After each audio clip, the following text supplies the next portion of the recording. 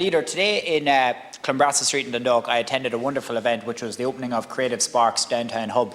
And what that is in a nutshell is it's 40 to 50 remote working spaces right in the centre of Dundalk town, which are open to people to come and use. And the reason why I want to raise this is because the funding for that came from the Border Enterprise Development Fund. And one of the stipulations of that funding was that you had to target perhaps vacant or derelict buildings in an urban centre. And retail, as we know it, is not what it was 20 or 30 years ago. Retail has now moved online. There's so many different ways to do it. So we have to look and reimagine our main streets in our urban centres across this country. And the way we can reimagine is getting footfall back into main streets through something like I was at today.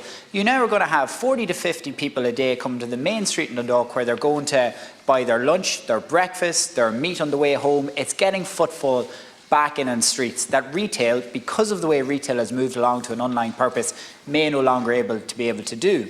And while that funding is available through the Department of Rural Affairs for villages and rural areas to turn it into remote working hubs, there still isn't very clear funding to do it in our urban centres. Now Dundalk, and where I come, was lucky because it's from a border area, but what about urban centres in the Midlands or further down the country or in the west of Ireland? This is really an incredible way to transform our main streets, to breathe life back into them and to get people back into it. And I think it's something that really should be commended and looked at on a much wider scale.